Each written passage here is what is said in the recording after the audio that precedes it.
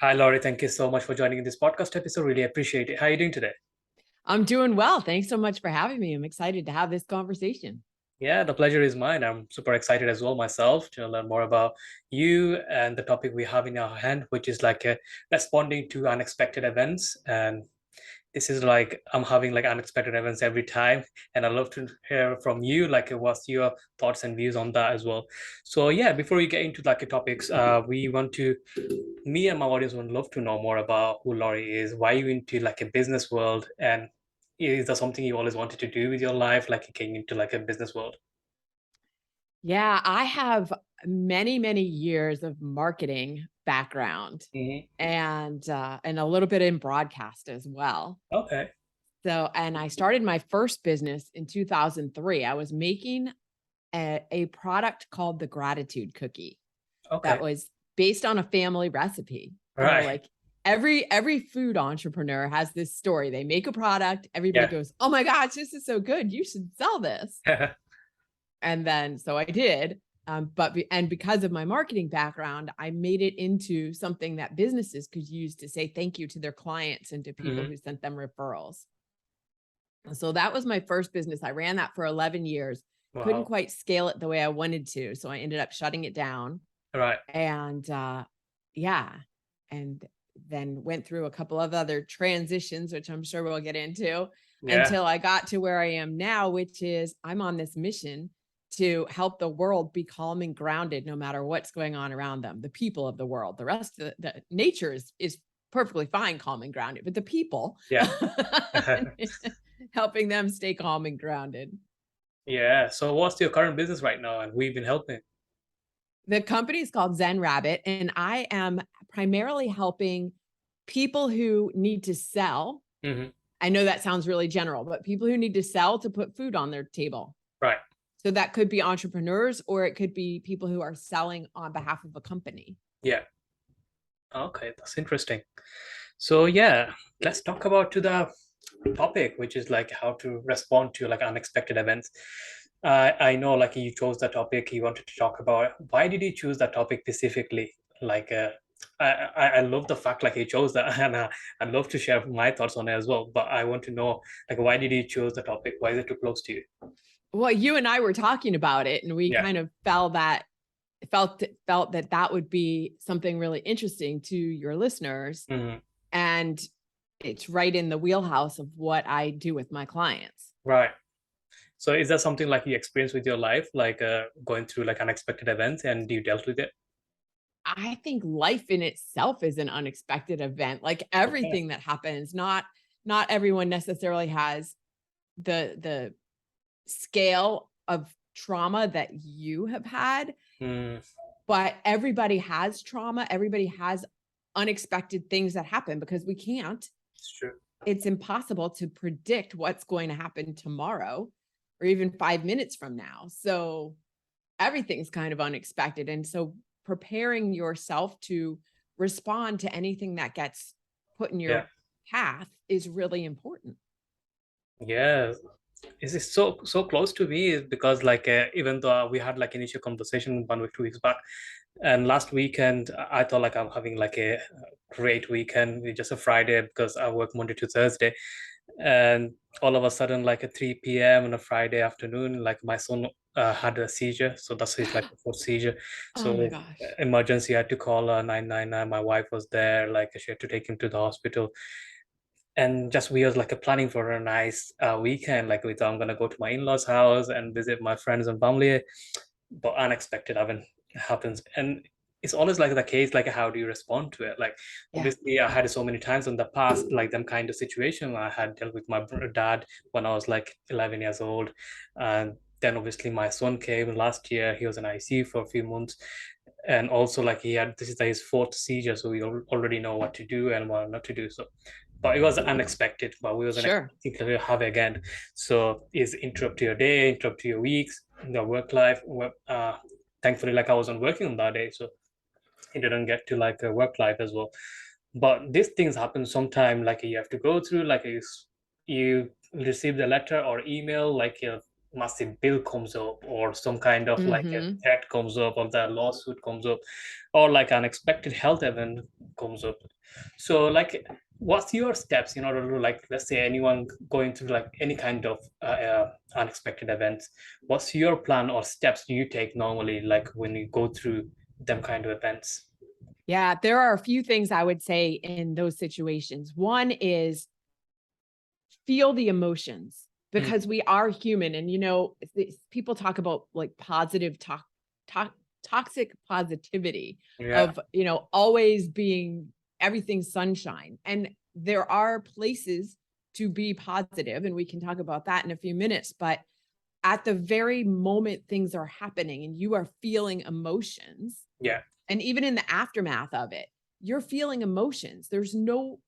It doesn't make any sense to stuff them down and pretend you're not feeling them, whether it's fear or anger or frustration or sadness, whatever it is, feel those emotions, because I'm sure you've heard the phrase, what you resist yeah. persists. Feel those emotions, work through it. You don't have to stay in them for months at a time, but actually feel them and Hmm. let them come to the surface. And then accept, and that everybody, I'm still working on this one. I'm not like saying it from a place of I got this, but accept the situation as if you had chosen it. Yeah, totally agree with that. Like you have to go through the emotion, right? Like like I mentioned earlier, like the event happened last Friday. I experienced it many times, but even then, like I couldn't hold myself to it. Like I literally cried seeing my son going through that Yeah. event, and I was upset for a couple of hours. When it was like normally stabilized, like after going to the hospital, my wife video called me, then yeah, I calmed down myself. But even then, I know like being positive and everything, but when you actually go through the situation, if you need to cry, you need to cry. If you need to be upset, you need to let it all out rather than keeping yourself trying to be a strong person, because we are all human and we got the emotion. This is how we've been created, and Yeah. the more you're gonna try to fight it, the worse it gets eventually, and you're going to be like in a terrible position in down the line. I experienced the same as well. So I totally Right. agree with you, like going through the emotion. So like let's say like you going through, or someone is going through their events and they're responding to it, the situation, people get victimized, right? A lot of people going through kind of trauma, they lost their loved ones or lost their job, or anything could happen. Like there is like a coronavirus came in, pandemic, a lot of people lost their businesses, and these things are real, right? These things Hmm. you have to be emotionally attached to it, physically attached to it. Like, is your family involved in it? Like, if you're provider of the family, there's a family involved in it, because their well-being, their expenses, everything need to be taken care of. And them steps are great, but how do you actually respond to it for a long term and take action at the same time, like keep moving forward? What's the mindset needs to be? This is where, right, mindset, which I was just talking earlier today about that whole term mindset. I'm a little Yeah. tired of it. It seems like a buzzword that everybody's throwing out. Like, you need to have a better mindset. Okay. You need to have have tools and techniques that you can rely on. So a lot of people have a morning routine, for example, or an Mm, evening routine, and it's a matter of having a way to process through what you've been through in the day, yeah, or setting yourself up with intentions for how you want your day to go when you wake up in the morning, and creating processes and systems. It's a business, as a business term, but we're creating processes and systems to to set yourself up for the day. Yes, you don't know what unexpected things might pop up, but when you are prepared, when you are in that place where you can be calm and grounded, for the yeah, most part, I highly doubt you were like super calm and grounded when you were going through this event with your son, but you were probably much more grounded than you would have been if you didn't have these practices. it's true. Yeah, yeah. It's mindset is really important, and because you need to accept what's happening, right? You need Right. to accept like a few things going to happen, and whatever happened in the past, you can't really make any change to it. only thing you can do is learn from it and just keep moving forward. Like let's say in the COVID, you lost your business because it's the restaurant business, or could be like a brick and mortar business, and you've been restricted because your government told you like no shops is allowed to open, or and no one's allowed to inside to serve in a restaurant or a pub. Then you can make the changes what I can do in this world, because that business is gone. If it's gone, then it's gone for good. And you need to learn and adapt to it. Like now is a technology. There is a, I need to creating a website. I need to start an online business probably and see if a online works. And right now all businesses online is working. Even the B2B businesses online is working. The meeting we are doing like a Zoom, you've seen your business because you're working with a lot of entrepreneurs yourself. And yeah, before COVID, like a lot of people are doing the business like a face-to-face meeting. You probably have to go to the office and see meeting the CEO. But right now you can do offline. So you need to see like what's working right now rather than dwelling and complaining about what wasn't in your control in the first place, and actually learn from the past, right? Yeah. Well, I said a little bit earlier about choosing the situation, Yeah. or uh, looking at the situation as if you had, accepting it as if you had chosen it, which Mm, is a really difficult thing to do. However, it allows you to see it realistically and say, okay, this is where we are. This yeah. is what's happening. Now what? Now what can I do? What do I need to do? How do I move forward from here? That's the reason for looking at it that way. It's not to be callous about it. It's to just say, okay, this happened. Now, how do I go forward? And when you have a practice of Yeah. and get yourself into the right, again, mindset, it's just a right way of thinking. Hmm. You can respond instead of react. React All is right. kind of, animals have reactions. It's a, you're not actually thinking, you're just reacting in the moment. Like, it comes from that reptile part of the brain Yeah. that we still have. But a response is more thoughtful. Yeah. How do I respond? So when you are coming from this place of being calm and grounded, again, no matter what's going on around you, you can make better choices. Mm. Yeah, it's like a stepping back from the moment, and you need to be like be an advisor. Let's say the event happened to your friend or family member. How would you advise to the person if he was in their shoes? So you need to step back and think, like, I need to move from my soul for a bit and think, Mhm. hey, this is Russell. I need to advise Russell right now. And think out like what you made in the past, like the mistakes, and learn from that rather than just saying, oh, why this happened and why not happen, and then recreate yourself. Okay, XYZ, this is the mistake I have done. I need to improve those, or like fix them and make the changes in terms of like moving forward to the next one. And yeah, past is really, really great because if you want to learn from it, but you need to focus 90% of the time on the future where you can make impact, making the change and take the action on the present moment, right? So, I would say you need to focus 90% of the time on the present moment, mm, because we can only live in the present, not in the past, not in the future. We can plan for the future, but we can only live in the present moment. Again, yeah, easier said than done. sure. It's what we strive for, don't always achieve. Because present moment, to be honest, it doesn't actually last very long, right? Right. When I said, Lori, it gone past. So only thing I can think on my head is just a few minutes ahead. That's in the future. So Right. it's very, very hard to catch a present. I tried it for a Absolutely. couple of years. I read a few books.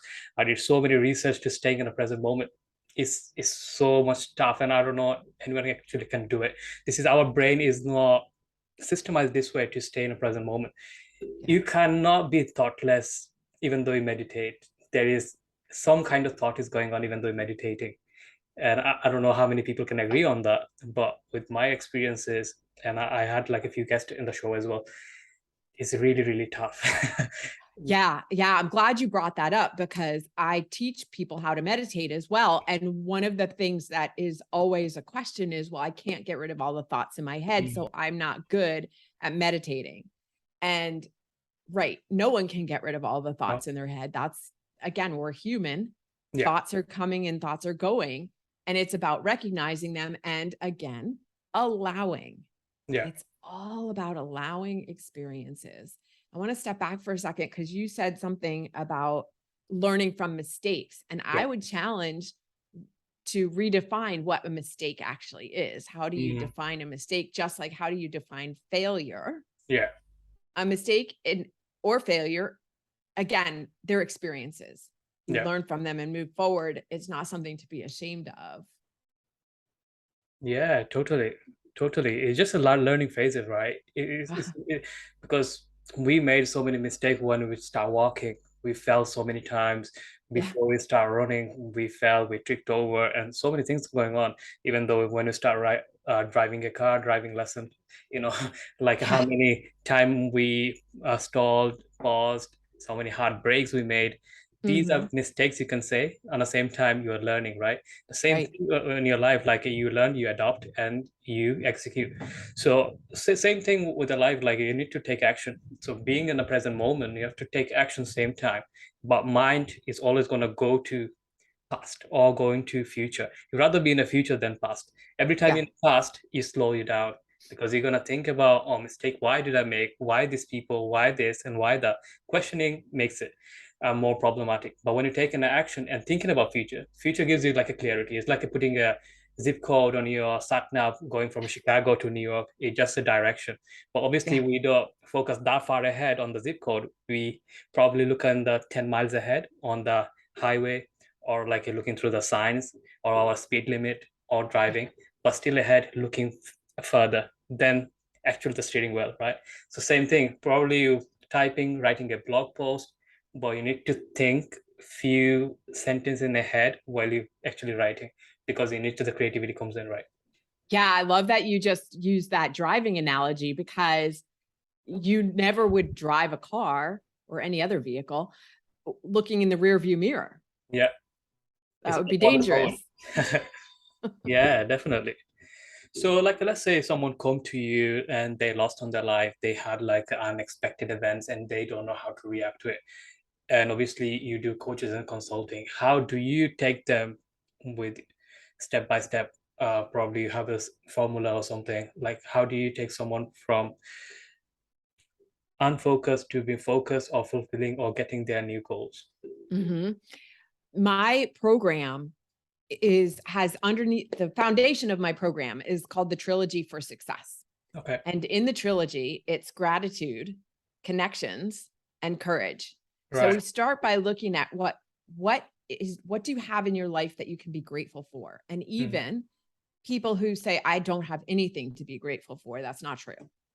You can there's always something, There's a million things. a million things. Yeah, Yeah. even if you aren't seeing them right away, we can start listing them out.